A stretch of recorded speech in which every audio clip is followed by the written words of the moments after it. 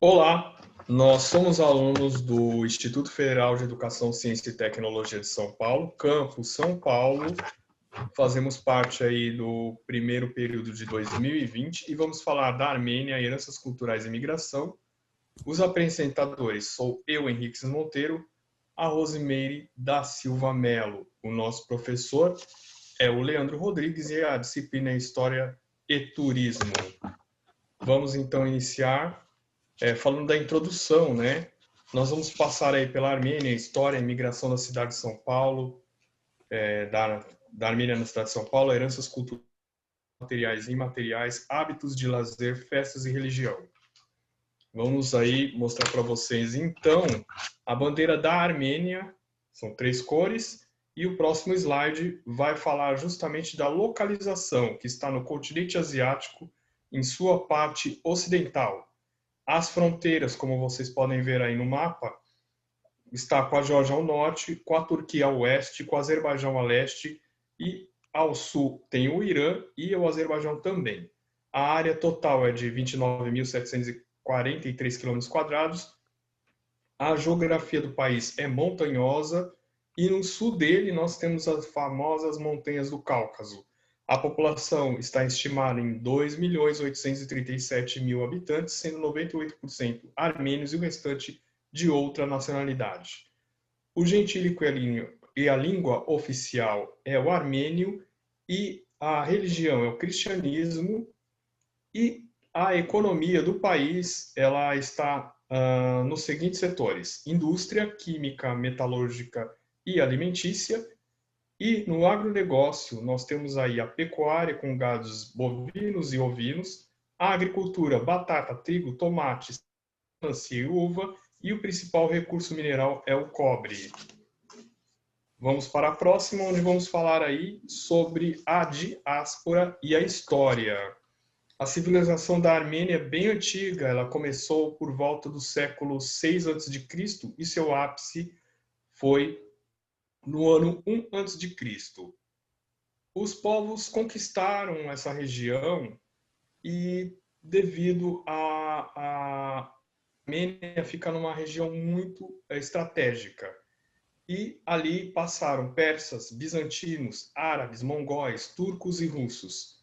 Entre o período de 1895 a 1896, a Armênia tenta sua primeira independência do Império Turco-Otomano sem sucesso. Logo após, no período de 1915 a 1920, acontece a diáspora armênia, no período da Primeira Guerra Mundial. Por que os armênios tentaram aí a independência? Por causa que eles não eram bem aceitos pelo Império Turco-Otomano, devido à religião cristianismo. O Império Turco-Otomano ele tentava impor a religião muçulmana forçadamente. E com isso, os armênios não aceitavam, é claro, e aí eles impunham várias sanções como altos impostos, não tinham direitos a nada e eram perseguidos politicamente. O fato mais marcante foi as marchas da morte rumo ao deserto da Síria. Muitos cidadãos armênios morreram de fome pelo caminho, cerca de 1,5 milhão. E esse fato foi considerado genocídio nessa época. Quem sobreviveu a essa marcha ia para os campos de concentração.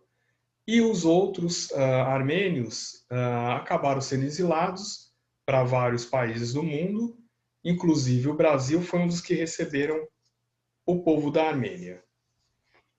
Agora nós vamos falar aí sobre o próximo slide, que é a capital do país. A capital do país é Yerevan ou Erevan. Ela tem uma população estimada de 1.066.300 habitantes, estimativa de 2013. A cidade é uma das mais antigas do mundo, aproximadamente 2.500 anos de território armênio.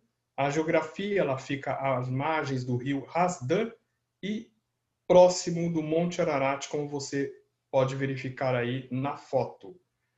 A cidade foi importante pelo período da Rota da Seda, né? E por esse motivo foi cobiçada por vários países, vários povos que dominaram: os romanos, árabes, turcos, persas, russos, soviéticos, que permaneceram com o país até 1993, aonde a Armênia conseguiu a independência das repúblicas transcaucasianas da União Soviética.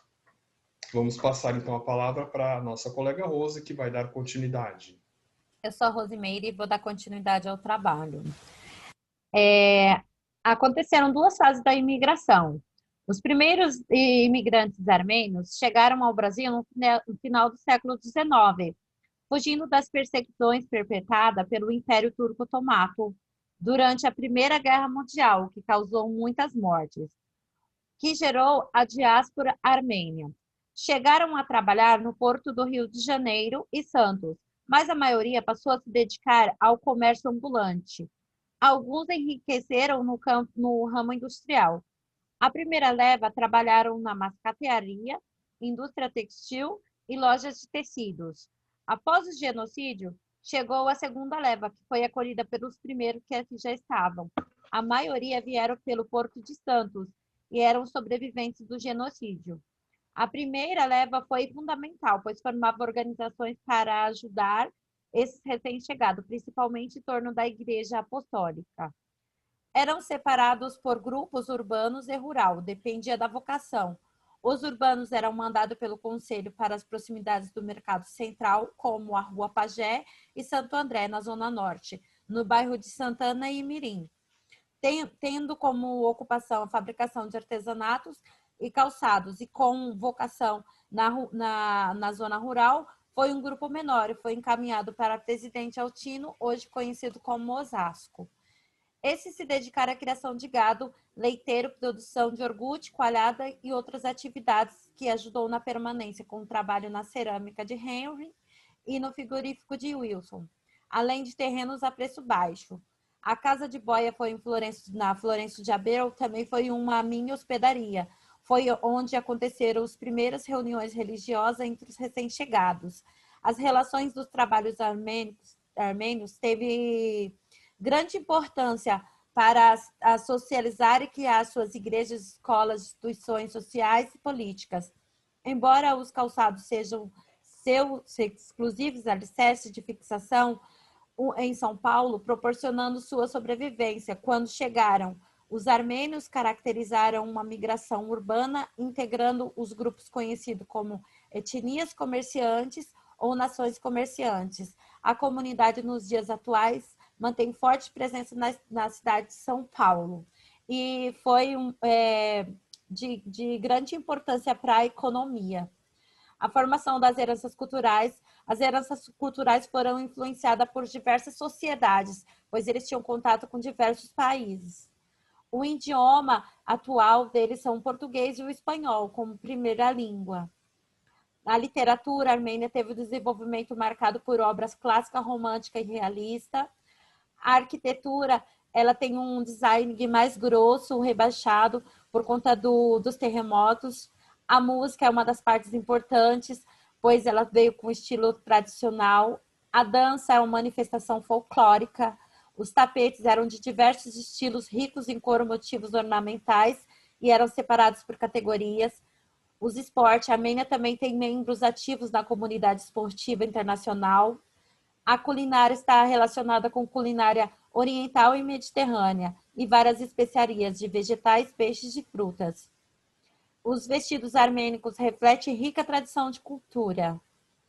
E os hábitos de lazer, a sua população é extremamente receptiva e calorosa. Não deixa transparecer esse episódio trágico que aconteceu. As festas, temos a festa de Pradoeiro Jorge, a festa do imigrante, e temos alguns eventos que acontecem na Casa da Boia.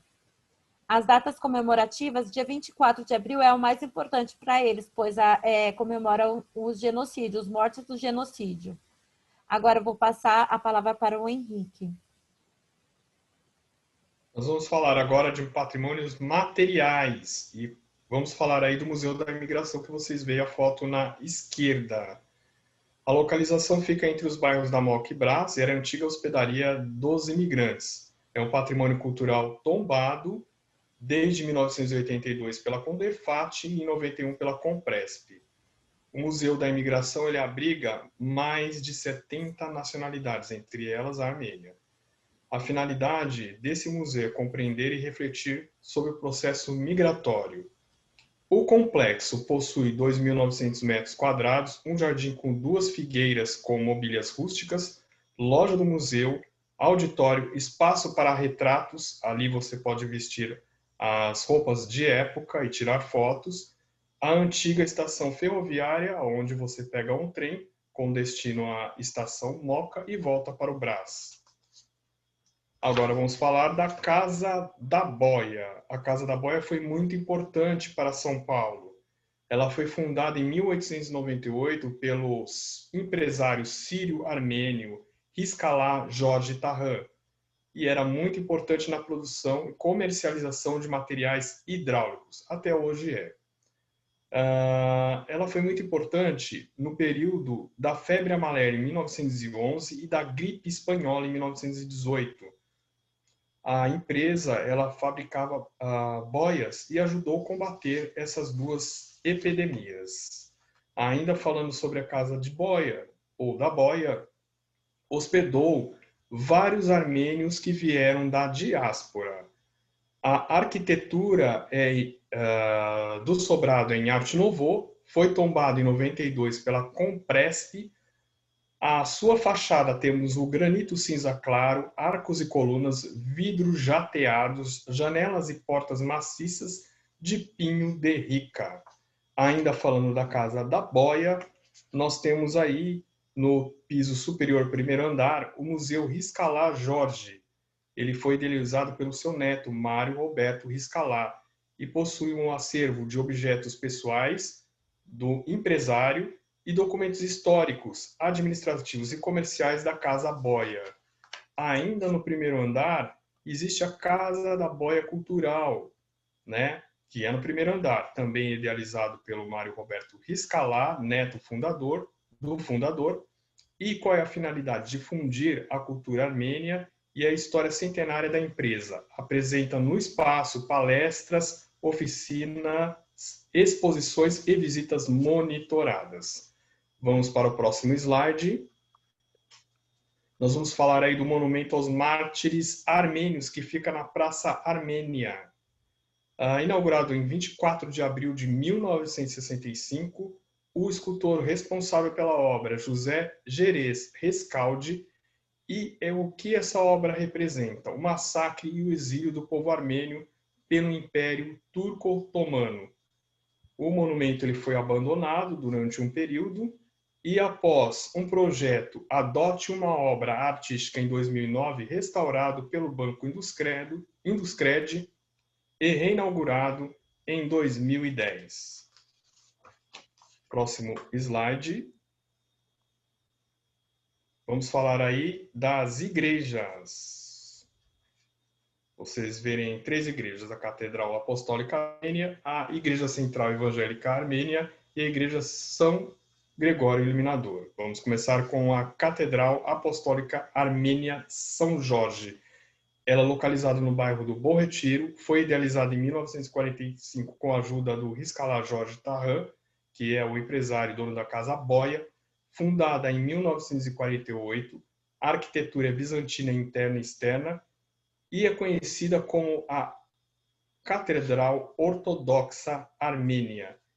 Um fato interessante é que os sermões armênios são feitos em armênio antigo e com tradução simultânea em português. A Igreja Central Evangélica Armênia ela está localizada na Avenida do Estado, no bairro do Bom Retiro.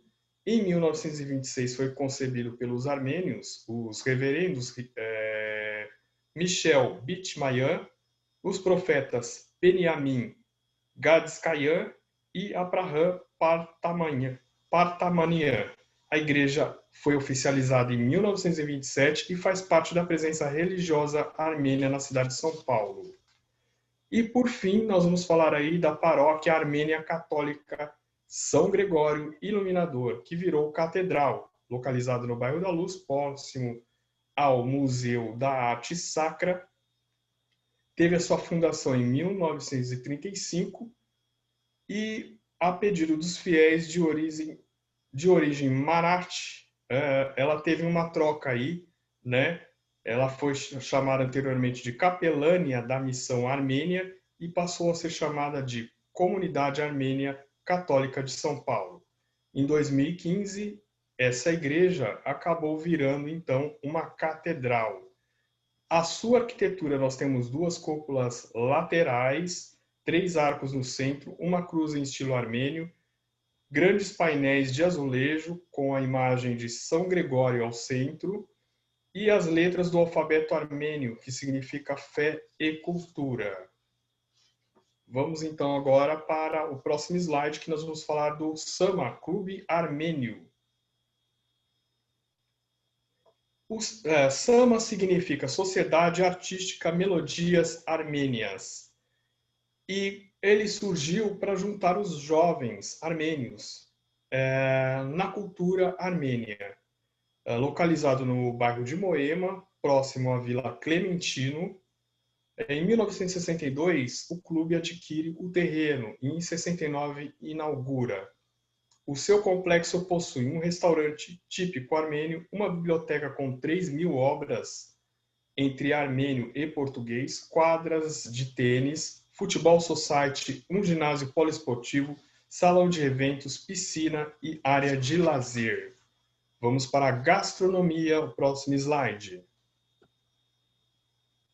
Na gastronomia, os primeiros imigrantes no fim do século XIX, após a escravidão.